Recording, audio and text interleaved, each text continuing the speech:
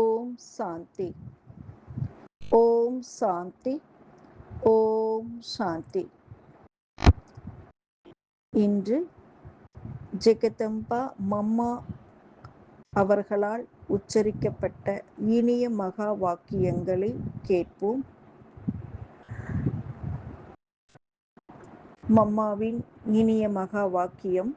தலைப்பு: இந்த கர்ம சேத்திரத்தில் கர்மம் என்பது அனாதியான ஒரு பொருள். நீங்கள் கர்மத்தை விடக்கூடாது, ஆனால் கர்மயோகி ஆக வேண்டும். இந்த சிருஷ்டி கர்மத்திற்கான சேத்திரம். இங்கே ஒவ்வொரு மனித ஆத்மாவும் அவரவர் பார்ட்டை நடித்துக் கொண்டு இருக்கிறார்கள். இதில் பரமாத்மாவுக்கும் பார்ட் உள்ளது. ஆனால் அவர் ஆத்மாக்களைப் போல் பிறப்பு இறப்பில் வருவதில்லை. ஆத்மாக்களைப் போல் அவருடைய கர்மங்களின் கணக்கு தலைகீழாக ஆவதில்லை. அவர் சொல்கிறார், நானோ ஆத்மாக்களாகிய உங்களை விடுவிப்பதற்காகவே வருகிறேன். எனவே என்னை லிபரேட்டர், பந்தனங்களில் இருந்து விடுவிப்பவர், கதி சத்கதி அளிப்பவர் என சொல்கிறார்கள். ஆத்மா மீது படிந்துள்ள மாயாவின் பந்தனத்தை அகற்றி தூய்மையாக்குகிறார். இன்னும் சொல்கிறார், எனது வேலை ஆத்மாக்களை அனைத்து பந்தனங்களில் இருந்தும் விடுவித்து திரும்ப அழைத்துச் செல்வதாகும். எனவே அடாதி நியமம் மற்றும் விதிமுறைகளை அவர்களுக்கும் புரிய வைக்க வேண்டும். பிறகு இந்த மனித சிருஷ்டியின் விருத்தி எவ்விதமாக ஏற்படுகிறது? பிறகு அது குறைவதற்கான நேரமும் வருகிறது. அதிகமானால் அதிகமாகிக் கொண்டே போகும் என்று அந்த மாதிரி கிடையாது, குறையவும் செய்கிறது.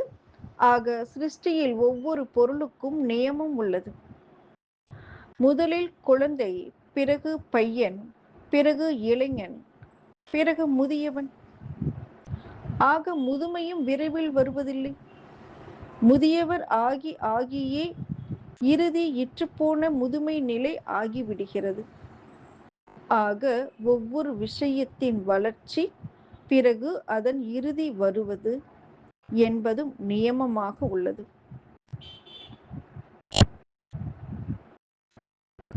இதேபோல் சிருஷ்டியின் தலைமுறைக்கும் கூட நியமம் உள்ளது.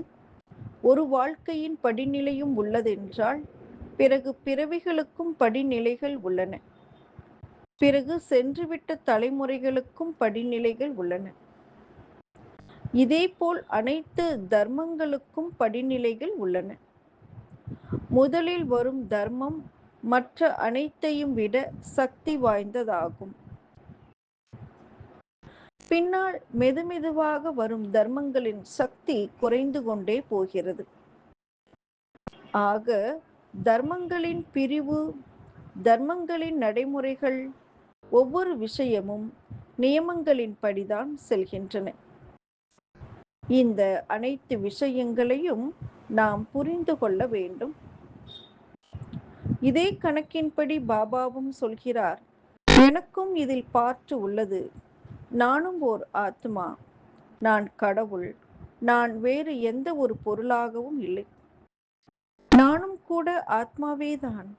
ஆனால் என் வேலை மிக பெரியது மற்றும் உயர்ந்தது. எனவே என்னை கடவுள் என்று சொல்கின்றனர். எப்படி ஆத்மா நீங்கள் இருக்கின்றீர்களோ அதுபோல்தான் நானும் இருக்கிறேன். எப்படி உங்கள் குழந்தை இருக்கிறாரோ அவரும் கூட மனிதர்தான். அதில் எந்த ஒரு வித்தியாசமும் இல்லை, இல்லையா? ஆக நானும் ஆத்மாதான். ஆத்மா மற்றும் இன்னொரு ஆத்மாவுக்கிடையில் எந்த ஒரு வேறுபாடும் இல்லை. ஆனால் காரியத்தில் அதிக வேறுபாடு உள்ளது. அதனால் சொல்கிறார், எனக்கு என்ன கடமை உள்ளதோ அது அனைத்திலிருந்தும் வேறுபட்டதாகும். நான் ஒன்றும் எல்லைக்குட்பட்ட ஒரு தர்மத்தின் ஸ்தாபகர் கிடையாது. நானோ உலகை படைப்பவன். அவர்கள் தர்மத்தை படைப்பவர்கள். எப்படி அந்த ஆத்மாக்கள் தங்கள் காரியத்தை தங்கள் சமயத்தில் செய்கிறார்களோ, அதுபோல் நானும் கூட எனது சமயத்தில் வருகிறேன். எனது காரியம் விசாலமானது, எனது காரியம் உயர்ந்தது மற்றும் அனைத்திலிருந்தும் தனித்துவமானது. அவரை சர்வசக்திவான் என்றும் சொல்கிறார்கள். அனைத்திலும் சக்திசாலி காரியம் ஆத்மாக்களை மாயாவின் பந்தனத்திலிருந்து விடுவிப்பது மற்றும் புது உலகின் கன்றை நடுவதாகும். எனவே அவரை ஆங்கிலத்தில் ஹெவன்லி காட்ஃபாதர் என்று சொல்கின்றனர். எப்படி கிறிஸ்துவை கிறிஸ்துவ மதத்தின் ஃபாதர் என்று சொல்கிறார்களோ, அவரை ஹெவன்லி காட்ஃபாதர் என்று சொல்ல மாட்டார்கள். ஹெவன் ஸ்தாபனை செய்பவர் பரமாத்மா. ஆக ஹெவன் உலகம்தான் இல்லையா? ஹெவன் ஒன்றும் ஒரு தர்மம் கிடையாது. ஆக அவர் உலகை ஸ்தாபனை செய்பவர் ஆகிறார். மற்றும் அந்த உலகத்தில் ஒரு தர்மம், ஒரு ராஜ்யம் இருக்கும். தத்துவங்கள் முதலானவை அனைத்தும் மாறிவிடும். எனவே அவரை ஹெவன்லி காட்ஃபாதர் என சொல்கின்றனர். இரண்டாவது, காட் இஸ் ட்ரூத் என்று சொல்கிறார்கள். உண்மை என்பது என்ன பொருள்? இதுவும் புரிந்து கொள்வதற்கான விஷயம். அநேகர் நினைக்கிறார்கள், யார் உண்மை பேசுகிறாரோ அவர்தாம் கடவுள். கடவுள் வேறெந்த பொருளும் இல்லை, உண்மை பேச வேண்டும், அவ்வளவுதான். ஆனால் அப்படி இல்லை. காட் இஸ் ட்ரூத் என்பதன் அர்த்தம், கடவுள் தாம் வந்து அனைத்து விஷயங்களின் உண்மையை சொல்லி இருக்கிறார். காட் இஸ் ட்ரூத் என்றால் கடவுள் தாம் உண்மையை சொல்கிறார். அதில் தான் உண்மை உள்ளது. அதனால் தான் அவர் ஞானம் நிறைந்தவர் எனப்படுகிறார், நாலேஜ்ஃபுல் காட். ஞானத்தின் கடல், ஆனந்தத்தின் கடல். காட் நோஸ், ஈஸ்வரன் அறிவார். ஆக விசேஷமாக ஏதோ அறிந்து கொள்வதற்கான விஷயம் இருக்கிறது இல்லையா? அப்படியானால் அது எந்த மாதிரியான அறிதல்? இவர் திருடினார் என்றால் அது கடவுளுக்கு தெரியும் என்று அப்படி இல்லை. அவருக்கு எல்லாம் தெரிந்திருக்கும். ஆனால் அவரது மகிமை உள்ளது இல்லையா? அது இதை பற்றியது தான். கீழே விழுந்துவிட்ட நமது உலகம் எப்படி உயர்வது? இந்த சக்கரத்தின் விஷயங்களை அறிந்திருக்கிறார். அதனால் காட் நோஸ், கடவுள் அறிவார் என்று சொல்கிறார்கள். எனவே பரமாத்மாவின் மகிமை அந்த விதமாக வருகிறது. அது மனிதரில் இருந்து வேறுபட்டது. ஏனென்றால் அவரது அறிதல் என்பது அனைவரில் இருந்தும் வேறுபட்டதாகும். மனிதரின் அறிதல் எல்லைக்குட்பட்டதாகும். மனிதரின் சொற்ப ஞானம் உள்ளவன் என சொல்லவும் செய்கிறார்கள். மற்றும் பரமாத்மா பற்றி சொல்கின்றனர், அவர் அனைத்தும் அறிந்தவர். அதை ஆங்கிலத்தில் நாலேஜ்ஃபுல் என சொல்கின்றனர். அதாவது அவர் அனைத்தும் அறிந்தவர். ஆக யார் அனைத்தும் அறிவாரோ அவர்தான் உண்மையை அறிந்து கொள்ள முடியும். யதார்த்த விஷயங்களை பற்றிய ஞானம் யாரிடம் உள்ளதோ அவர் அவசியம் அதை அனைவருக்கும் தருவார் இல்லையா? தாம் அறிவார், மற்றவர்களுக்கு தரமாட்டார் என்றால் அவரால் நமக்கு என்ன நன்மை? அறிந்து கொள்ள விடுங்கள். ஆனால் அப்படி இல்லை. அவர் அறிந்திருப்பதால் நமக்கு ஏதோ நன்மை கிடைத்துள்ளது என்றால் அப்போது நாம் அவருடைய தகுதிகளை பாடுகிறோம்.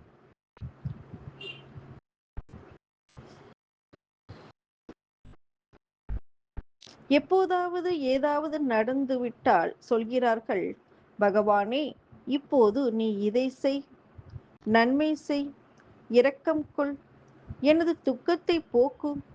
இதுபோல் நாம் வேண்டுகிறோம் இல்லையா? அவருடன் ஏதோ சம்பந்தம் உள்ளது இல்லையா? அதனால் அந்த மாதிரி நினைவு செய்கின்றன. எப்படி நமக்கு ஏதோ அவர் உதவி செய்திருப்பதைப் போல ஒருபோதும் அவர் செய்ததில்லை என்றால் நாம் ஏன் அவரிடம் வேண்டுதல் வைக்கிறோம்? யாராவது கஷ்ட நேரத்தில் உதவி செய்கிறார்கள் என்றால் மனதில் எண்ணம் வருகிறது, இவர் நமக்கு மிகவும் கஷ்டமான நேரத்தில் உதவி செய்திருக்கிறார். சரியான சமயத்தில் என்னை இவர் காப்பாற்றி இருக்கிறார். எனவே அவருக்காக மனதில் அன்பு உள்ளது. ஆக பரமாத்மாவுக்காகவும் அதே போல் அன்பு வருகிறது. அவர் நமக்கு சமயத்தில் உதவி செய்திருக்கிறார். ஆனால் எப்போதாவது யாருக்காவது நன்மை நடைபெற்றுவிட்டால் இதை பகவான் செய்தார் என்று அந்த மாதிரி கிடையாது. பகவான் இப்படித்தான் செய்கிறார் என்பதாக. ஆனால் அவருடையது பெரிய காரியம், உலகத்தின் காரியம், உலகத்தோடு தொடர்புடைய விஷயம். மற்றபடி யாருக்காவது ஏதாவது கொஞ்சம் கிடைத்துவிட்டது என்றால் இதை பகவான் தான் செய்தார் என்று அப்படி கிடையாது. நாமும் கூட நல்ல கர்மம் செய்கிறோம் என்றால் அந்த கர்மத்தின் பலன் கிடைக்கிறது. நல்ல கெட்ட கர்மங்களின் கணக்கு நடைபெறுகின்றது.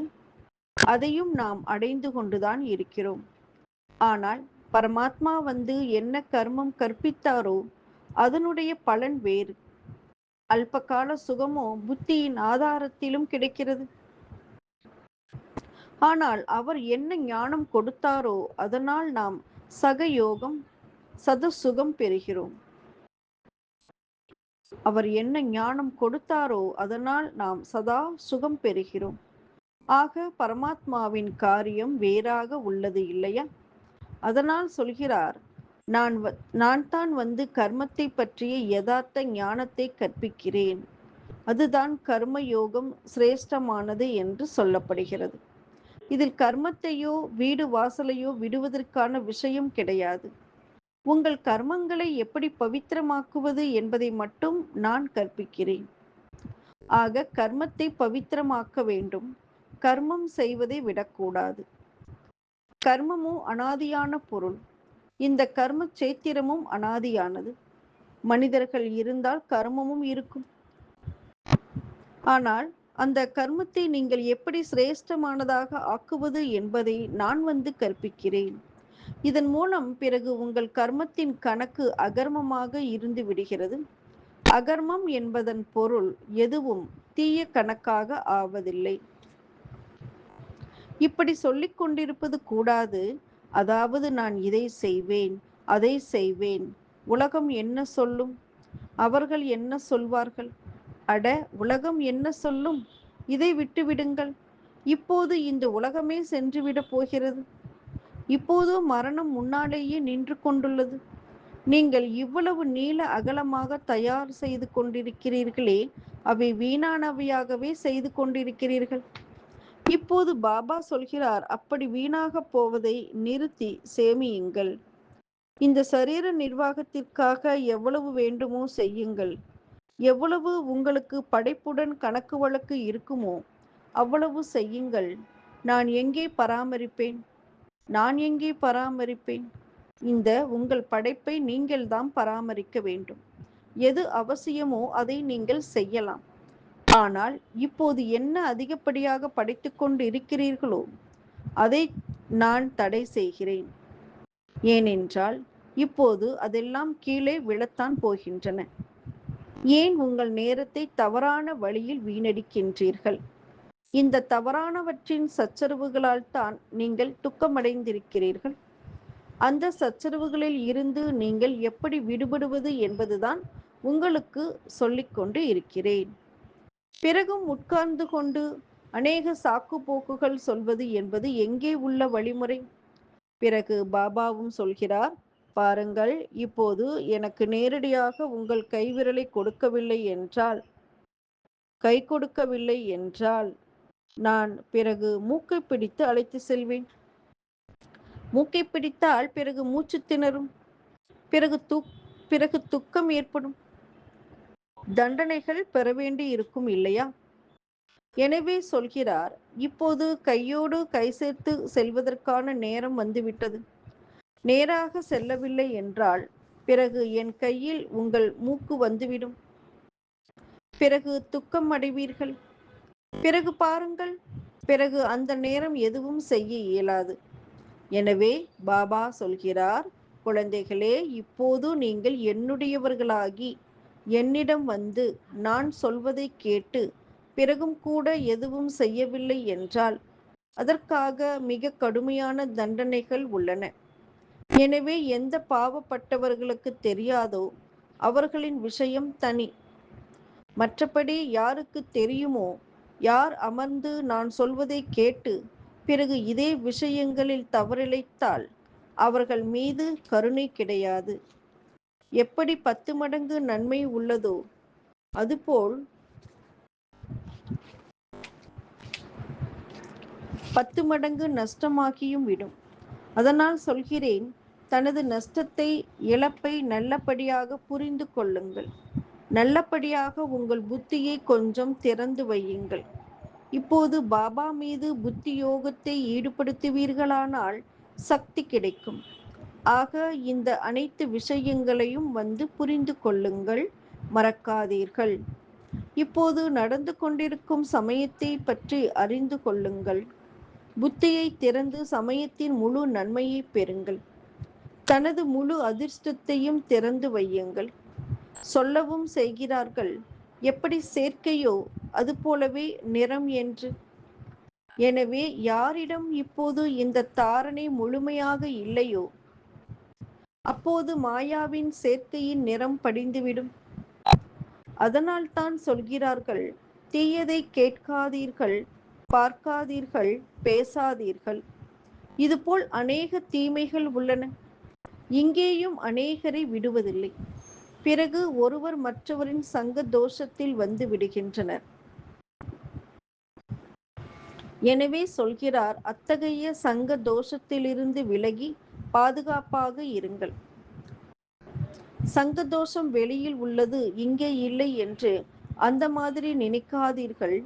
இங்கேயும் அது சுற்றி கொண்டே இருக்கிறது. ஏனென்றால் இப்போது அதன் ராஜ்யம் இல்லையா? எனவே பாபா சொல்கிறார், நல்லபடியாக கவசம் அணிந்து கொண்டு இருங்கள். ஒருவர் கவசம் அணிந்திருந்தால் அவரை குண்டு துளைக்காது. யோகம்தான் கவசம், ஞானம் என்பதுதான் வாள். இந்த அனைத்து அஸ்திர சஸ்திரங்களை தன்னிடம் நல்ல முறையில் பாதுகாப்பாக வைத்திருங்கள். சொல்லவும் செய்கிறார்கள், யார் செய்கிறார்களோ அவர்கள் அடைகிறார்கள். இவையோ வருங்கால பிராரப்தத்தை உருவாக்குவதற்கான விஷயங்கள். இங்கு பிராரப்தத்தை அனுபவிக்க கூடாது இல்லையா? இங்கு யாரும் குரு ஆகி அமரக்கூடாது. இதில் யாரும் தவறுதலாக புரிந்து கொள்ளக்கூடாது. எனவே இவை அனைத்தும் புரிய வைக்கப்படுகிறது. ஆக இந்த அனைத்து விஷயங்களையும் கவனத்தில் வைத்து தன்னை பாதுகாப்பாக வைத்து கொள்ள வேண்டும். இங்கே எந்த ஒரு செலவின் விஷயமும் இருக்கக்கூடாது. இப்போது இந்த அனைத்து செலவுகளையும் மற்றவர்களின் நன்மைக்காகவே பயன்படுத்த வேண்டும். ஒவ்வொரு பைசாவையும் கூட இதே காரியத்தில் ஈடுபடுத்த வேண்டும். நல்லது. அப்படிப்பட்ட பாப்தாதா மற்றும் தாயின் இனிமையிலும் இனிமையான மிக நல்ல எச்சரிக்கையாக இருக்கக்கூடிய குழந்தைகளுக்கு அன்பு நினைவு மற்றும் காலை வணக்கம். நல்லது. ஓம் சாந்தி, ஓம் சாந்தி, ஓம் சாந்தி, ஓம் சாந்தி. இன்று மம்மாவின் நினைவு நாள் 24/6/2026. இன்றைய சாகார வாணியில் வந்துள்ள மம்மாவின் பதில். அதாவது சில ஆத்மாக்கள் மம்மாவிடம் கேள்வி கேட்டிருக்கிறார்கள். அந்த கேள்விக்கு மம்மா மிக அழகாக தெளிவான பதிலை உரைத்திருக்கிறார்.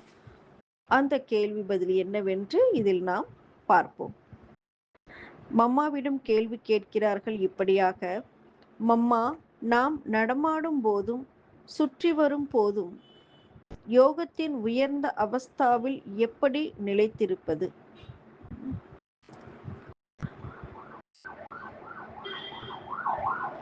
மம்மா பதில் சொல்கிறார், உண்மையில் நம்முடைய இந்த வாழ்க்கை இயற்கையான யோகத்தினுடையதாக இருக்க வேண்டும். ஏனென்றால் யோகம் என்பது நிச்சயம். எனவே முற்றிலும் லட்சியத்தை நிலையாக வைத்து நடைமுறையில் அந்த சொரூபமாகிவிட வேண்டும். நிச்சய ரூபமாகி கர்மேந்திரியங்களால் கர்மம் செய்யுங்கள். ஸ்தூல கர்மேந்திரியங்கள் எந்த காரியத்தை செய்து கொண்டு இருந்தாலும் தன்னை அந்த சுகஸ்வரூப அவஸ்தாவில் மூழ்கியவராக வைத்திருக்க வேண்டும். உங்கள் முகம் எப்போதும் சுகஸ்வரூப ரமணீகரமாக காணப்பட வேண்டும். எந்த ஒரு அசுத்த சங்கல்ப விகல்பமும் இருக்கக்கூடாது. ஈஸ்வரிய ஆனந்தத்தில் உள்ளார்ந்த மூழ்கிய அவஸ்தாவில் இருப்பீர்களேயானால் பிறகு எந்த ஓர் அசுத்த சங்கல்ப விகல்பமும் உருவாகாது.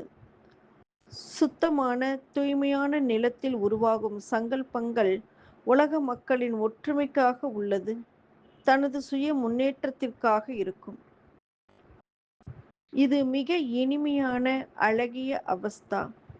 சமயத்தில் உதவி செய்வதாக இருக்கும் அத்தகைய ஈஸ்வரிய அலௌகிக இனிய தூய்மையான வாழ்க்கையை உருவாக்குவதற்கான பொன்னான வாய்ப்பு இப்போதுதான் உங்களுக்கு கிடைத்துள்ளது. எனவே அத்தகைய அவஸ்தாவை உருவாக்குவதற்காக கொஞ்சம் முயற்சி செய்யுங்கள். எப்போது நாம் யோகத்தில் அமர்கிறோமோ அப்போது உள்ளுக்குள் மந்திரம், பூஜை, ஜபம் முதலிய எதுவும் செய்வதில்லை. எப்படி பக்தி மார்க்கத்தில் சிலர் உள்ளுக்குள்ளேயே பிரார்த்தனை செய்கிறார்கள், மனதிற்குள்ளேயே மாலை ஜபிக்கிறார்கள், மூர்த்தியை முன்னால் வைத்து மலர்களை அர்ச்சிக்கிறார்கள். அவர்கள் அனைத்தையும் மனதின் உள்ளுக்குள்ளேயே செய்கிறார்கள். அதை மனசா பூஜை என்று சொல்கிறார்கள்.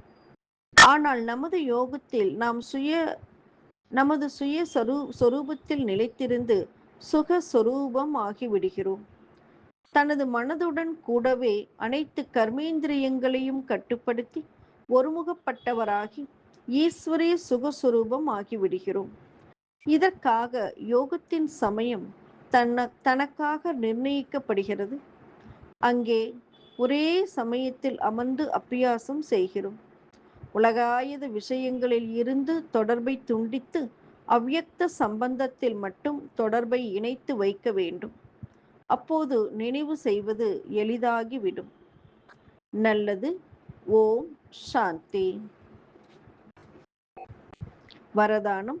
பாப்தாதாவின் துணை மூலம் மாயாவை தூரத்திலிருந்தே மூச்சையடைய செய்யக்கூடிய மாயாஜித் ஜெகஜித் ஆகுக.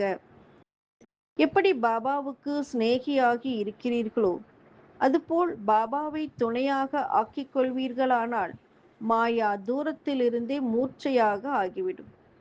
முதலில் செய்த உறுதிமொழி உங்களுடனே உண்பேன், உங்களுடனே அமர்வேன், உங்களுடனே ஆன்மாவை மகிழ்விப்பேன்.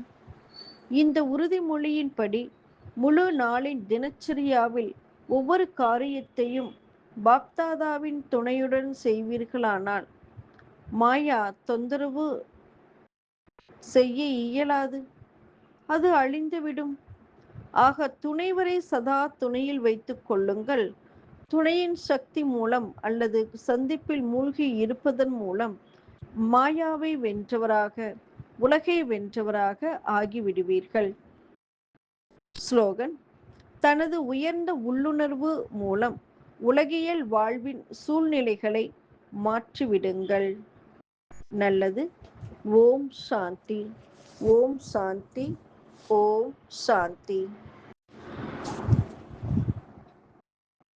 ஓம் சாந்தி. ஓம் சாந்தி. ஓம் சாந்தி.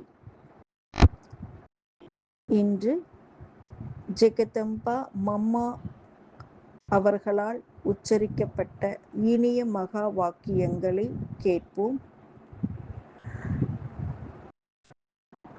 மம்மாவின் இனிய மகா வாக்கியம். தலைப்பு: இந்த கர்ம சேத்திரத்தில் கர்மம் என்பது அனாதியான ஒரு பொருள். நீங்கள் கர்மத்தை விடக்கூடாது, ஆனால் கர்மயோகி ஆக வேண்டும். இந்த சிருஷ்டி கர்மத்திற்கான சேத்திரம். இங்கே ஒவ்வொரு மனித ஆத்மாவும் அவரவர் பார்ட்டை நடித்துக் கொண்டு இருக்கிறார்கள். இதில் பரமாத்மாவுக்கும் பார்ட் உள்ளது. ஆனால் அவர் ஆத்மாக்களைப் போல் பிறப்பு இறப்பில் வருவதில்லை. ஆத்மாக்களைப் போல் அவருடைய கர்மங்களின் கணக்கு தலைகீழாக ஆவதில்லை. அவர் சொல்கிறார், நானோ ஆத்மாக்களாகிய உங்களை விடுவிப்பதற்காகவே வருகிறேன். எனவே என்னை லிபரேட்டர், பந்தனங்களில் இருந்து விடுவிப்பவர், கதி சத்கதி அளிப்பவர் என சொல்கிறார்கள். ஆத்மா மீது படிந்துள்ள மாயாவின் பந்தனத்தை அகற்றி தூய்மையாக்குகிறார். இன்னும் சொல்கிறார், எனது வேலை ஆத்மாக்களை அனைத்து பந்தனங்களில் இருந்தும் விடுவித்து திரும்ப அழைத்துச் செல்வதாகும். எனவே அடாதி நியமம் மற்றும் விதிமுறைகளை அவர்களுக்கும் புரிய வைக்க வேண்டும். பிறகு இந்த மனித சிருஷ்டியின் விருத்தி எவ்விதமாக ஏற்படுகிறது? பிறகு அது குறைவதற்கான நேரமும் வருகிறது. அதிகமானால் அதிகமாகிக் கொண்டே போகும் என்று அந்த மாதிரி கிடையாது. குறையவும் செய்கிறது. ஆக சிருஷ்டியில் ஒவ்வொரு பொருளுக்கும் நியமம் உள்ளது. முதலில் குழந்தை, பிறகு பையன், பிறகு இளைஞன், பிறகு முதியவன். ஆக முதுமையும் விரைவில் வருவதில்லை. முதியவர் ஆகியே இறுதி இற்றுப்போன முதுமை நிலை ஆகிவிடுகிறது. ஆக ஒவ்வொரு விஷயத்தின் வளர்ச்சி, பிறகு அதன் இறுதி வருவது என்பதும் நியமமாக உள்ளது.